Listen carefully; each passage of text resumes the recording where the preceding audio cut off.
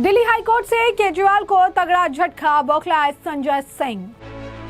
संजय सिंह बोले, जस्टिस अब बीजेपी के करीब है, इंसाफ कैसे होगा। आरएसएस के कार्यक्रम में उनके जाने के तमाम साक्ष्य और प्रमाण हैं, जिसको उन्होंने इनकार भी नहीं किया।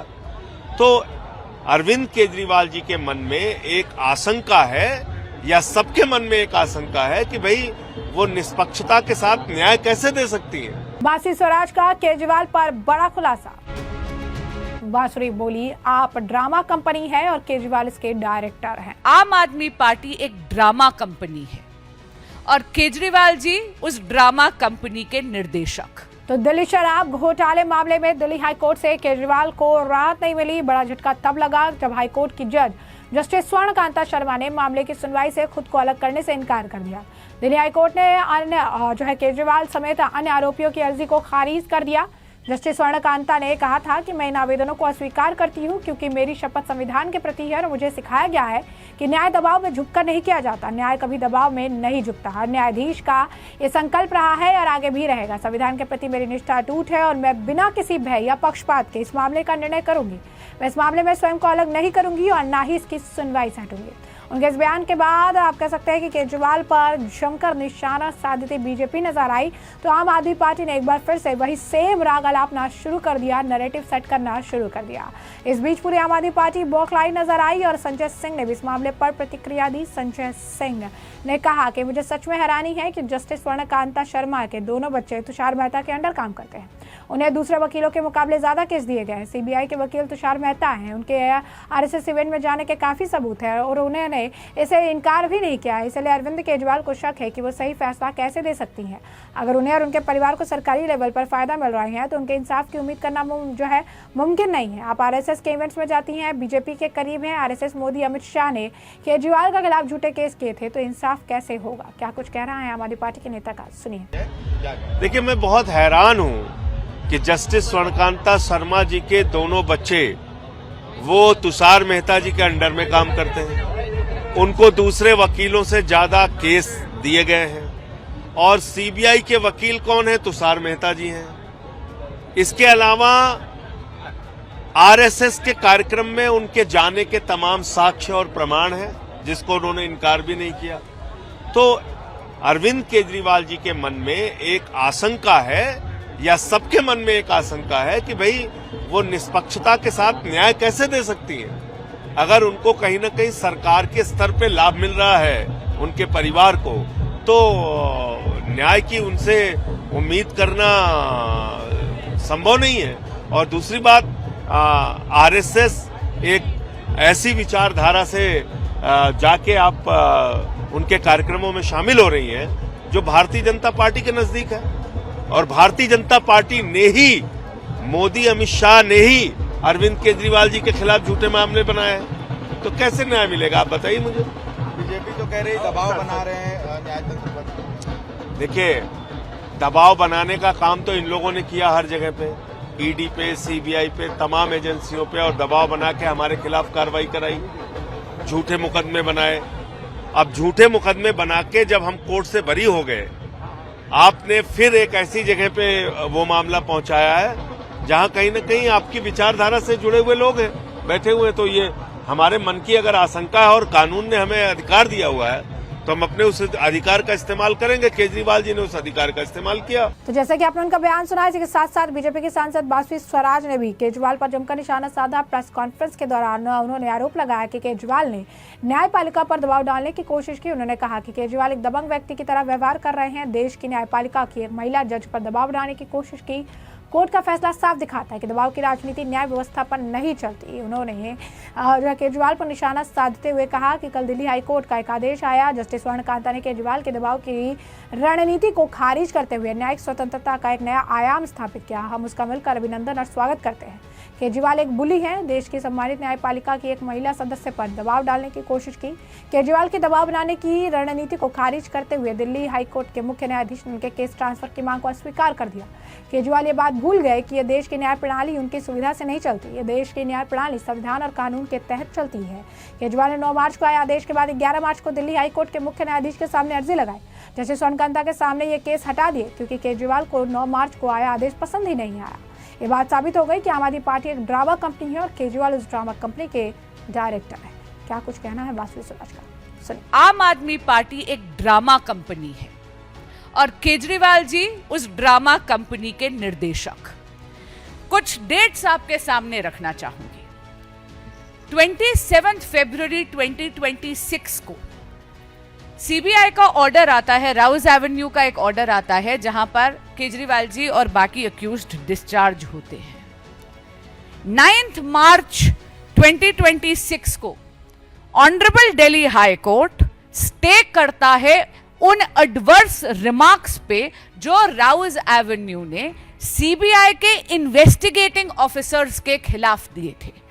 यह बहुत ही न्याय संगत बात है, क्योंकि अगर आप इन्वेस्टिगेटिंग ऑफिसर्स पर ही आप दबाव डाल देंगे, इस प्रकार की टिप्पणी कर देंगे, तो मुझे बताइए कौन सा इन्वेस्टिगेटिंग ऑफिसर उसमें ये करेज रह जाएगी या मॉरल अथॉरिटी रह जाएगी कि वो निष्पक्ष होकर इन्वेस्टिगेट करे। और इसीलिए ऑनरेबल हाई कोर्ट ने बहुत ही न्याय संगत ऑर्डर दिया जहां पर उन्होंने सीबीआई के इन्वेस्टिगेटिंग ऑफिसर्स के खिलाफ जो एडवर्स रिमार्क्स थे उसको स्टे किया गया।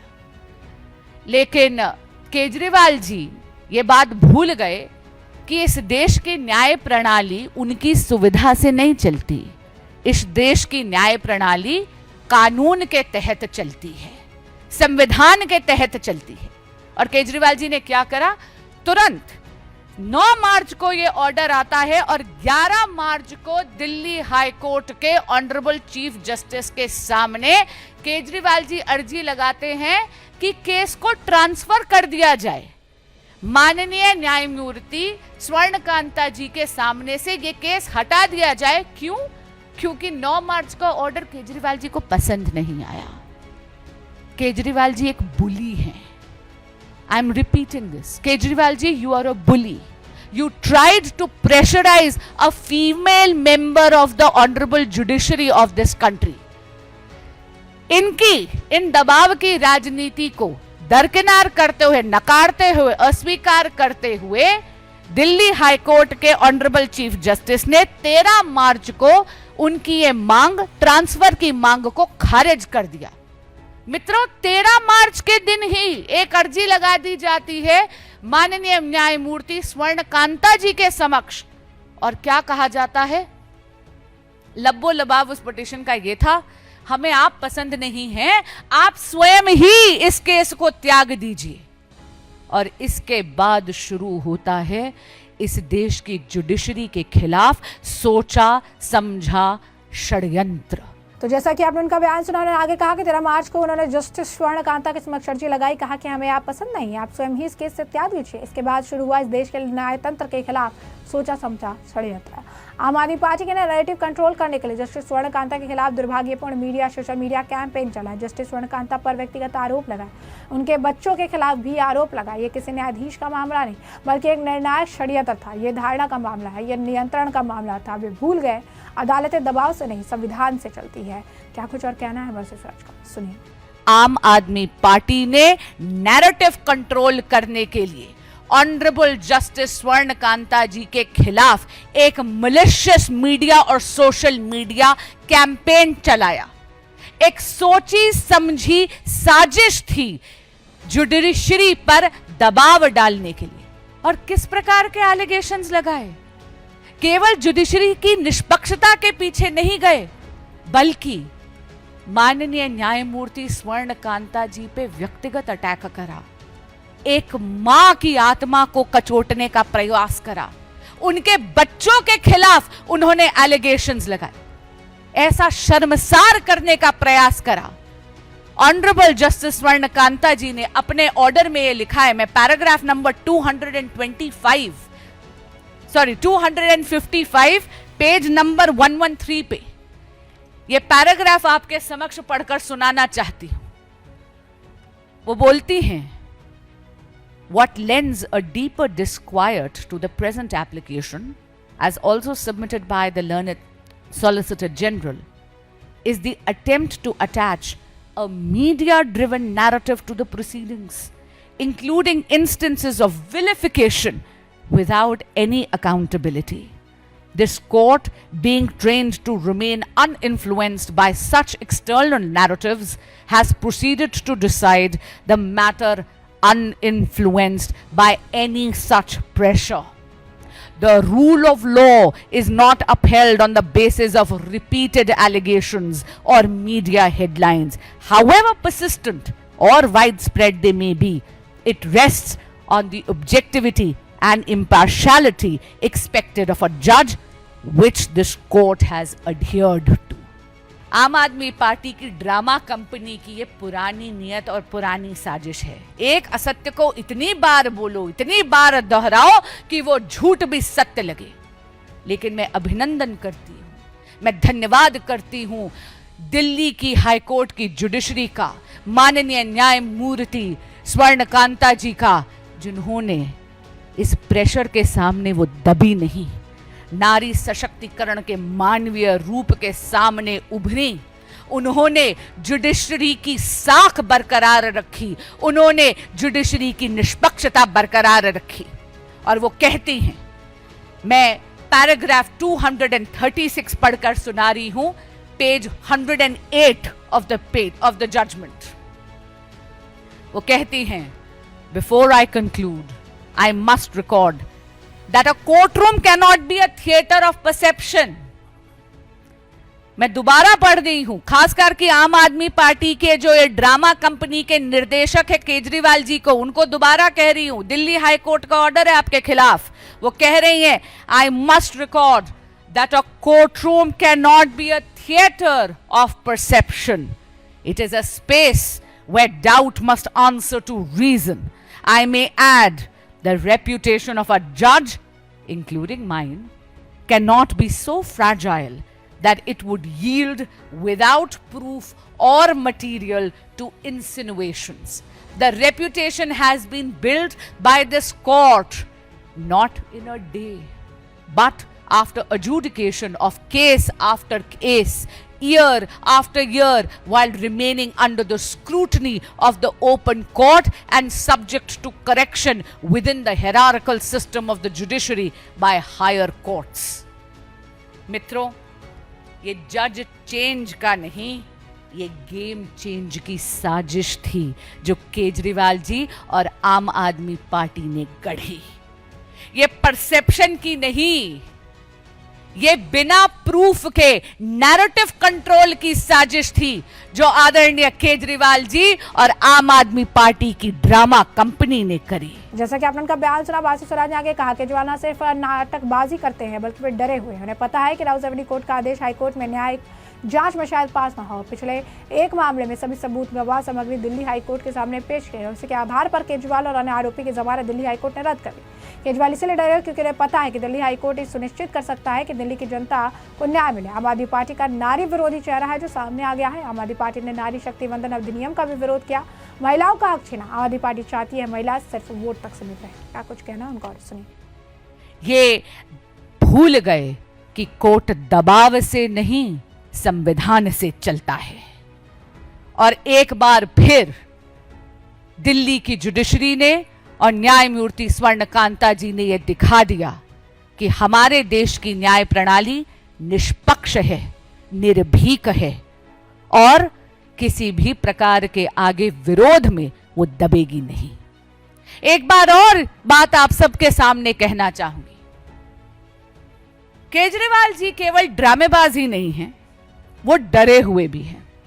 वो जानते हैं कि राउज एवेन्यू का जो ऑर्डर है शायद वो हाईकोर्ट की जुडिशियल स्क्रूटनी के थ्रू पास नहीं होगा, क्योंकि पहले भी ऑनरेबल दिल्ली हाईकोर्ट के समक्ष एक्साइज केस के सारे सबूत, सारे गवाह, सारा का सारा मटेरियल आया था और उसके बिना पर ही केजरीवाल जी और बाकी सभी अभियुक्तों की बेल ऑनरेबल दिल्ली हाईकोर्ट ने खारिज करी थी।